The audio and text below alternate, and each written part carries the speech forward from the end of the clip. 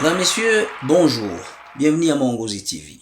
Très heureux de vous savoir nombreux à l'écoute. C'est un immense plaisir pour nous de vous retrouver pour vous présenter une nouvelle émission. Mongozi TV vous présente des émissions qui s'adressent essentiellement à la jeunesse africaine, qu'elle soit sur le continent ou éparpillée au sein de la diaspora, dans une perspective de développement socio-économique pour notre cher continent. Aujourd'hui, Mongozi TV vous entretient sur l'un des sujets les plus tristes des dernières années. Chaque année, c'est plus de 200 000 migrants qui tentent de traverser la Méditerranée pour rejoindre l'Europe. Il s'agit là des données officielles et qui semblent en dessous des chiffres réels, car il y en a qu'on ne parvient même pas à répertorier. L'Europe, même au prix de notre vie, est notre sujet aujourd'hui. La Méditerranée est la route migratoire la plus dangereuse du monde. C'est aussi la route maritime la plus utilisée pour tenter de rejoindre l'Eldorado européen. Comprenez que le mot Eldorado est entre guillemets. À voir toutes les potentialités du continent africain, il y a lieu de se poser des questions sur les raisons qui poussent des milliers d'hommes, femmes, jeunes et enfants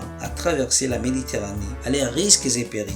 L'Afrique perd beaucoup de ses filles et fils chaque année dans son périple. On estime qu'il y a au moins un décès pour chaque tentative de traversée. Pourtant, les difficultés connues sur le chemin, les grands risques lors de la traversée ne dissuadent pas les candidats à cette immigration clandestine. C'est le Médecins sans frontières qui a compilé les derniers chiffres de l'Organisation internationale des migrations et du Haut Commissariat des Nations Unies aux réfugiés. Il y aurait plus de 650 migrants actuellement en Libye en attente de traverser pour l'Europe. Des pays comme le Niger, l'Égypte, le Tchad, le Soudan et le Nigeria représentent à eux tout seuls les 2/3 des candidats, parmi lesquels quelques Asiatiques. Quelle que soit la voie choisie, la traversée de la Méditerranée sur une embarcation surchargée et inadaptée est extrêmement risquée. La plupart des survivants rapportent avoir vu la mort en face. La situation est encore plus compliquée par la désorganisation du sauvetage en mer. Les naufrages en Méditerranée sont monnaie courante et on observe quotidiennement des tragédies dans ces eaux qui sont devenues,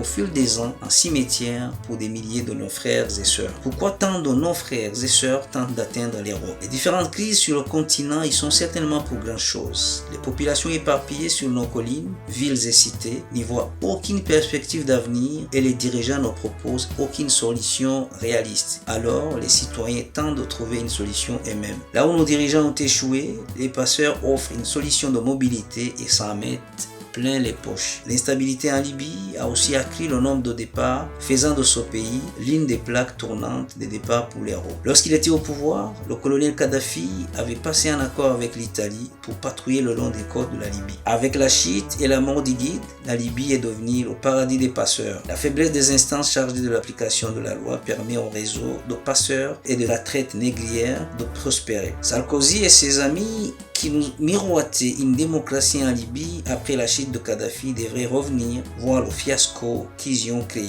La Libye est devenue l'endroit où la mafia des passeurs a prospéré le plus et où les migrants africains subissent un calvaire sans nom. Plusieurs images ont témoigné de la barbarie que subissent nos frères et sœurs, comme si ce n'étaient pas des êtres humains. Les récits des survivants de cette traversée donnent froid au dos. On y note que sur le route de l'exil, la mort est constamment présente. Être migrant, c'est risquer la faim, la soif, les kidnappings, les blessures, la torture et par-dessus tout la noyade et la mort. Pour répondre aux Européens qui soutiennent que ces migrants viennent en Europe pour toucher les allocations, combien parmi eux risqueraient leur vie pour toucher l'aide sociale? La Méditerranée est un endroit où nos frères et sœurs meurent quotidiennement. Plusieurs ont coulé dans leurs embarcations de fortune sans jamais remonter. La traversée de la Méditerranée partage les migrants entre sentiments de solitude et conviction de mourir à chaque instant. Disparaître aux yeux du monde sans laisser de traces. Pour la plupart des survivants, les souvenirs de la traversée marquera à jamais leur vie. Bien souvent, ils refusent de donner des détails car ce qui se passe dans la mer reste dans la mer. Toutefois, durant la traversée, le danger est partout. Mais chacun se dit que s'il y en a qui ont réussi, il reste toujours possible de réussir. Pourquoi les gens y vont encore? Les gens continuent d'y aller parce que la situation dans nos pays est tout simplement intenable. Nos pays en guerre, la misère, l'instabilité qui sont monnaie courante et on est prêt à tout pour partir, croyant trouver mieux de l'autre côté. Les survivants mentionnent qu'ils n'ont pas peur de mourir, car pour avoir peur de mourir, il faut être vivant. Or, dans nos pays, souligne-t-il, la plupart de nos concitoyens ne vivent pas, ils survivent. Le poids de la mort qui pèse sur chaque migrant devrait pousser nos décideurs à revoir leur politique et instaurer des systèmes qui donnent espoir, surtout aux jeunes. Si les migrants acceptent de prendre le risque de mourir, c'est qu'ils sont portés par quelque chose de plus fort. À la lumière de ce que nous venons de dire et de la documentation disponible sur le sujet, force est de constater que, quels que soient les risques, les gens sont prêts à tenter la traversée. Cela veut dire que les raisons qui poussent les gens à vouloir fuir sont tellement fortes qu'ils sont disposés à prendre n'importe quel risque, incluant la mort, pour rejoindre l'Europe. L'Afrique a des dirigeants. En fait, chaque pays a un président et un gouvernement. Mais remarquez que même lors des interventions après des naufrages de ces migrants, les déclarations de nos dirigeants sont rares et très timides. Cela veut dire que nos dirigeants ne se préoccupent pas, outre mesure, du sort de ces frères et sœurs qui périssent en tentant de rejoindre l'Europe. Et remarquons que ces migrants partent souvent à cause des conséquences des mauvaises décisions prises par notre élite. Maintenant, il y a une question, la question ultime. Bien souvent, même pour les migrants qui ont eu la chance d'arriver sains et saufs et de régulariser leur cas dans leur pays d'accueil, il y a des déceptions. Or, Dieu a béni l'Afrique et son continent dispose des biens suffisants pour faire vivre décemment tous ses enfants. Le problème, c'est l'exploitation des grandes puissances de nos ressources à notre désavantage. Le problème est aussi la corruption, les malversations et la mauvaise gouvernance qui gangrènent nos pays. Cette situation n'offre que deux choix: se résigner ou fuir à ses risques et périls. L'immigration, légale ou illégale, ne résoudra jamais nos problèmes.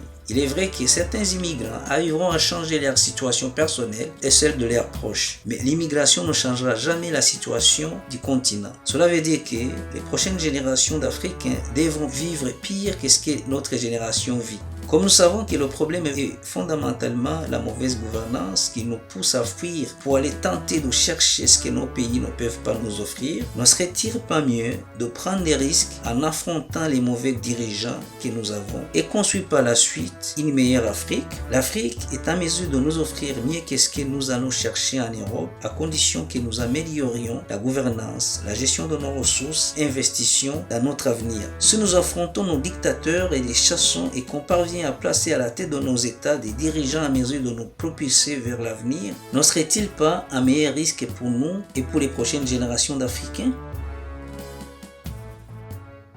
Je n'ai pas une réponse magique à cette question. Je vous laisse y réfléchir et vos commentaires seront très appréciés. Nous vous avons présenté cette capsule portant sur la traversée risquée de la Méditerranée par nos frères et sœurs dans des embarcations de fortune. Merci à l'équipe qui m'a chanté à la caméra et à la prise de son, à m'aider Patrick à la réalisation. Un immense merci à vous tous, fidèles téléspectateurs qui nous suivez. C'est grâce à vous que l'aventure se poursuit. Si vous avez aimé cette vidéo, abonnez-vous à notre chaîne et partagez-la. Mon nom est Pierre Claver Nyonghuru. Au plaisir de vous retrouver.